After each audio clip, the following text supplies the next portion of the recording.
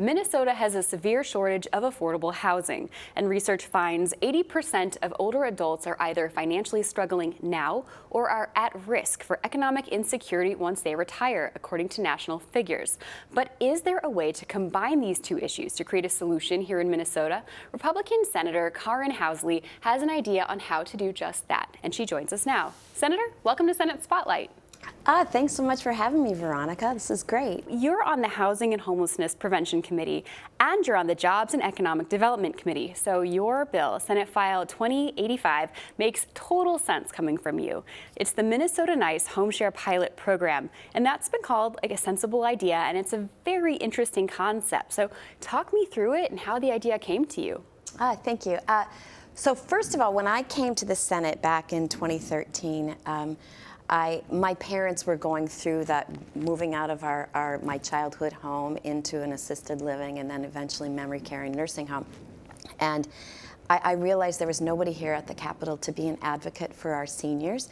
Somebody had to be the voice of fighting for our seniors because their issues would just get put under the rug, brushed under the rug, and nobody was really fighting for them. So did that. We even formed an Aging and Long-Term Care Committee back when we were in the majority. And so now that we're in the minority, I don't have my own committee, but I'm still advocating for our seniors.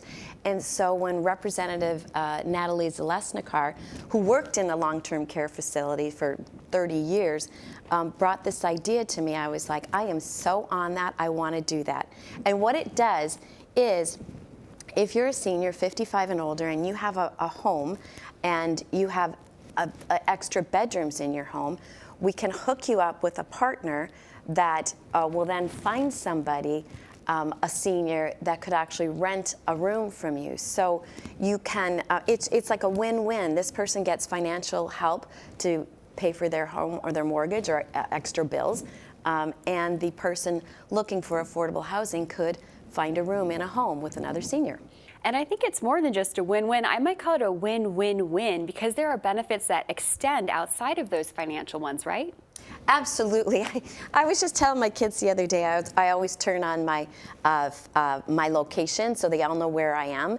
But a lot of seniors don't have that, or some of them don't have kids. At least you have somebody else in the home that would kind of keep track of where you are, and also somebody to talk to, sort of companionship.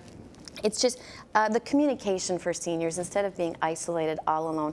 It is so important for your well-being, for depression, for everything overall, that just to have somebody day-to-day contact. So I think it's a great idea. It didn't make it into the final bill. It was just a pilot program for a few counties across the state, but I am hoping to get it into next year's bill.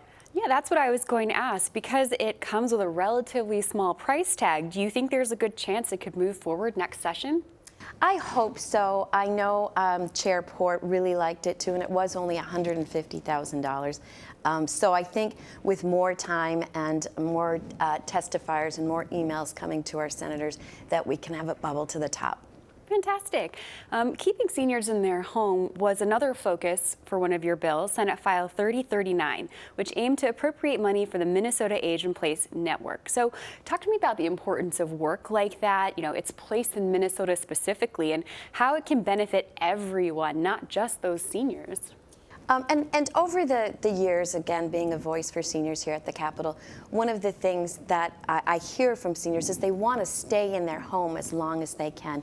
It's best for everybody. It costs less for the state, costs less for them. It's easier on them. It's more familiar. But in order to be able to do that, there needs to be some adjustments to the home. We age, we can't always do stairs.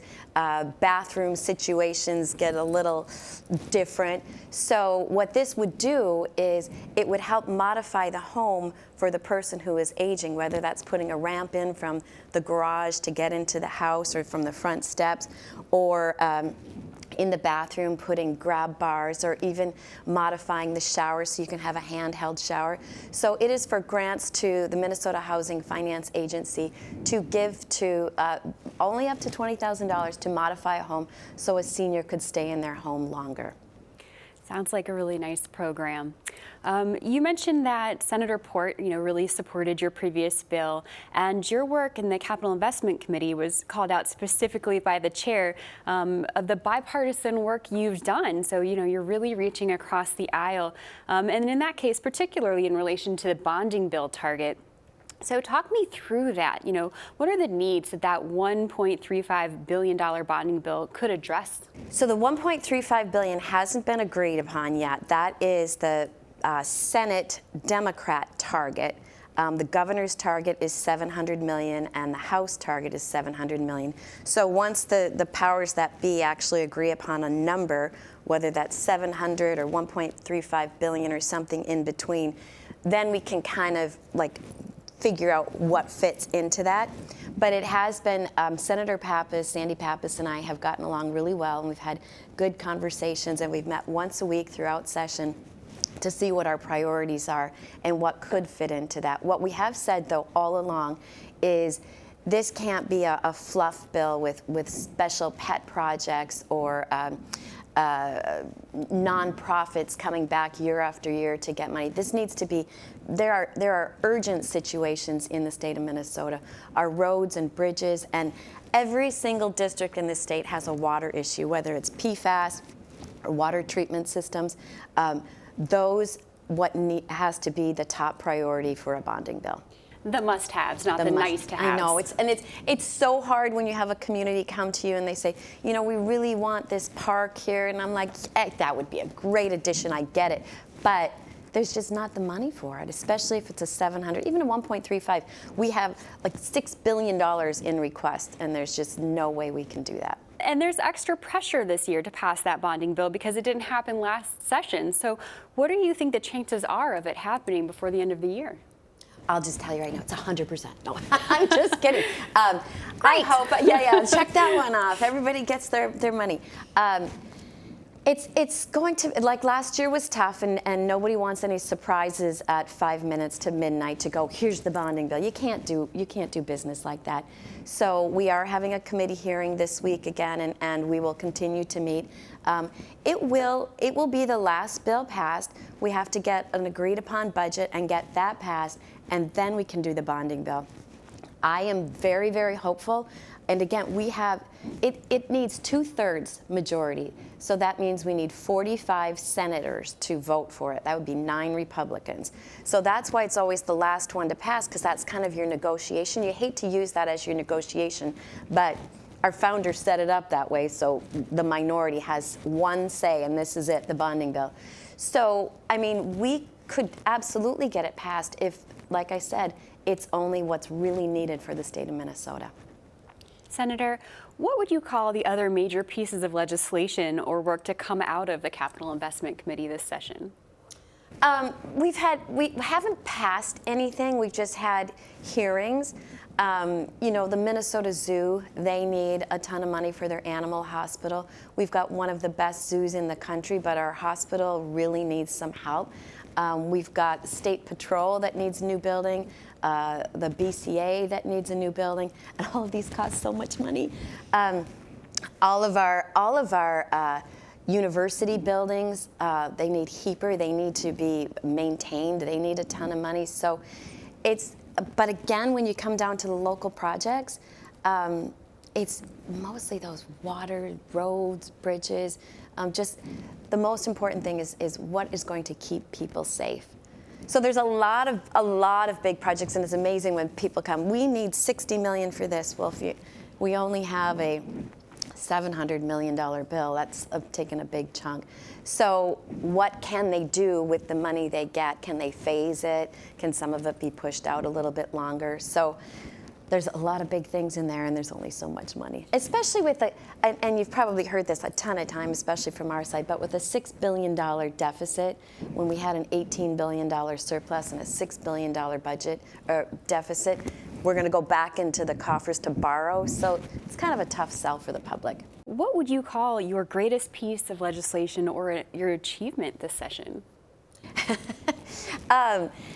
Again, it's hard when you're in the minority because there are some that I really did want to push, but it's tough. Like a big issue in my district and across the state. 80% of Minnesotans really do not want boys playing in girls' sports. That is, I get a call at least twice a day.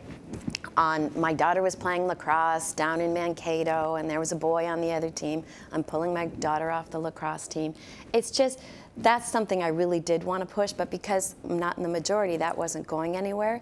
But I did get some really good things done for veterans. We've got in Forest Lake, a Veterans Memorial Park that Senator Fong He helped get that in the legacy bill both last year and this year. So that, for my residents of Forest Lake and the veteran community, has been a really huge thing. And then the school bus arms, I know this sounds little, but it's big if it can save one child. Increases the penalty if a car drives around the school bus arm. Increases the penalty if you do it multiple times. Because cars actually do that, 10,000 a year that are caught actually just zoom around the bus arm when little kids are getting off the bus. So that did make it into the bill. It was a little bit of a battle on the floor, but we'll see if it comes out of conference committee. That would be a big win. I hope they're not watching it and they're going to say, don't give her a win, but hopefully it will. It's common sense. That's a win for everybody. Yeah. It's a win for little kids. You know, yeah. It's a win for the school bus drivers. Right. Who can argue with that? Right, absolutely. All right, Senator. Well, thank you so much for your time. It's been a pleasure having you here. Thanks, Veronica. We'll see you again soon. Yes. Thanks.